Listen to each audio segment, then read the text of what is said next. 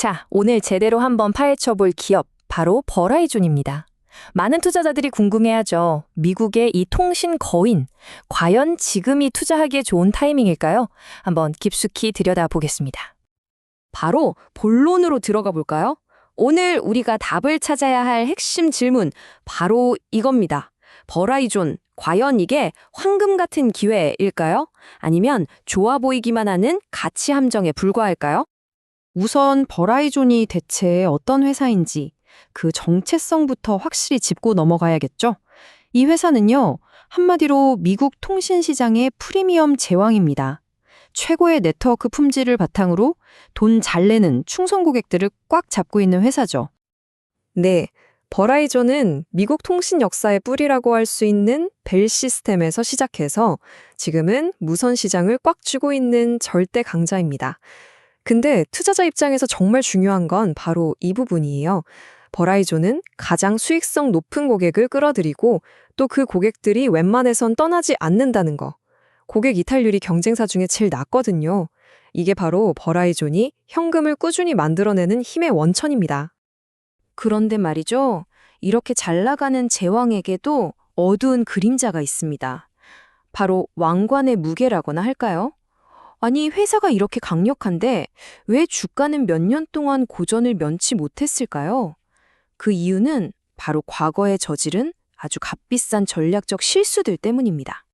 자, 버라이존을 뒤흔들었던 결정적인 실수들 한번 시간 순으로 따라가 보죠. 야심차게 미디어 제국을 꿈꾸며 AOL이랑 야후를 인수했지만 결과는 구글과 메타의 벽에 부딪혀 처참하게 실패했죠. 하지만 더 뼈아픈 실수는 오지 전략이었습니다. 경쟁사인 T모바일이 오지의 핵심인 중대역 주파수를 헐값에 쓸어 담을 때 버라이존은 엉뚱한 고대역 주파수에 집중하고 있었던 거예요. 결국 2021년 이 실수를 만회하기 위해 정말 상상도 못할 대가를 치르게 됩니다. 네, 바로 이 금액입니다. 53억 달러. 와, 우리 돈으로 환산하면 거의 70조 원에 달하는 어마어마한 돈이죠. 이게 바로 2021년에 뒤늦게나마 중대역 주파수를 확보하려고 버라이존이 쏟아부은 돈입니다. 한 번의 잘못된 판단이 얼마나 값비싼 대가로 돌아오는지 이 숫자 하나가 모든 걸 말해주고 있죠. 그리고 이 530억 달러라는 막대한 지출은요, 필연적으로 거대한 빚더미로 돌아왔습니다. 이 부채가 앞으로 우리가 얘기할 버라이존의 모든 것, 그러니까 기회와 위기, 그 중심에 딱 서 있게 되는 겁니다. 자, 그럼 이제 좀 긍정적인 얘기를 해볼까요? 과연 왕은 다시 돌아올 수 있을까요? 버라이존이 과거의 실수를 딛고 새로운 성장을 만들어내기 위해 어떤 계획을 세웠는지 그들의 컴백 플랜을 한번 살펴보겠습니다. 버라이존의 새로운 성장 엔진은 크게 두 가지 축으로 이루어져 있습니다. 하나는 고정 무선 접속, FWA, 다른 하나는 파이오스, 광섬유입니다. 이게 좀 복잡하게 들릴 수도 있는데 아주 간단해요. 한마디로 우리 5G랑 광 케이블로 니네 집 인터넷 시장 다 뺏어올 거야. 이거죠. 기존 케이블 회사들과 정면으로 승부하겠다는 겁니다. 버라이존의 전략은 아주 명확한 투트랙 전략이에요. 뭐랄까, 좌청룡, 우백호 같은 느낌이죠.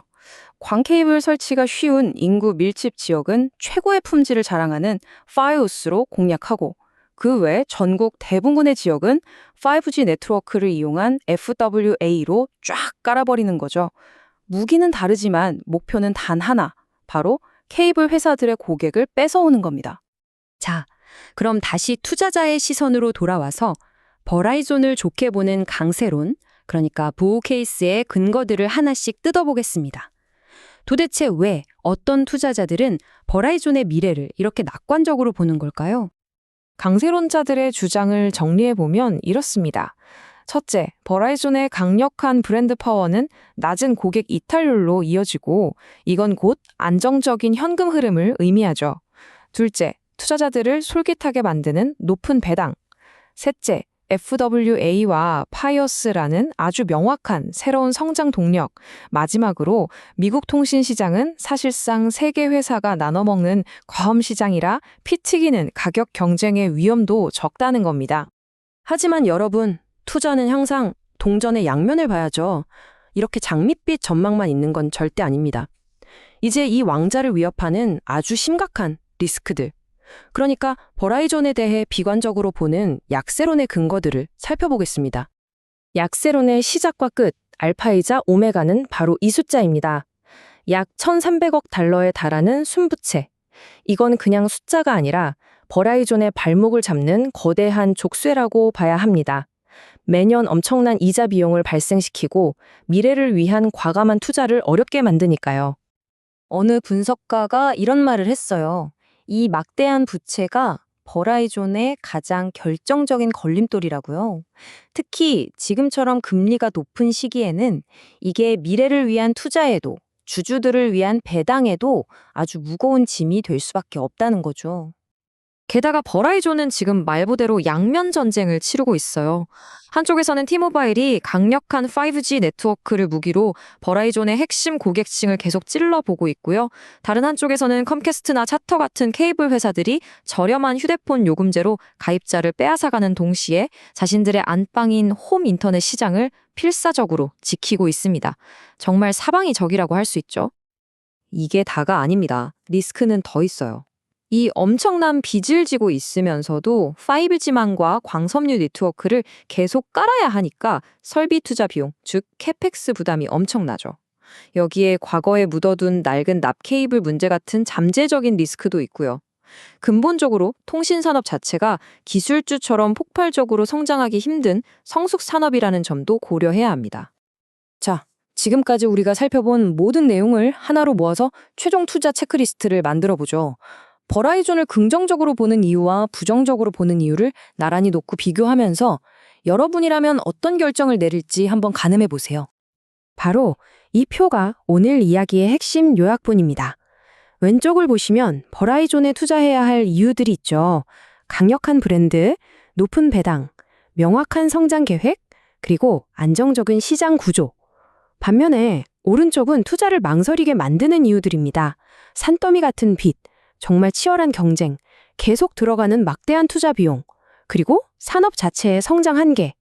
결국 이 상충되는 요소들 사이에서 여러분은 어떤 쪽에 더 무게를 두시겠습니까? 이게 바로 투자 결정의 핵심입니다. 결국 다시 맨 처음의 질문으로 돌아왔습니다. 여러분이 보시기에 버라이존은 인내심을 갖고 기다리면 안정적인 배당으로 보답해줄 우량주일까요? 아니면 거대한 부채와 치열한 경쟁의 굴레에 갇혀버린 가치 함정일까요? 오늘 함께 살펴본 내용을 바탕으로 한 최종 판단은 바로 여러분 각자의 몫입니다.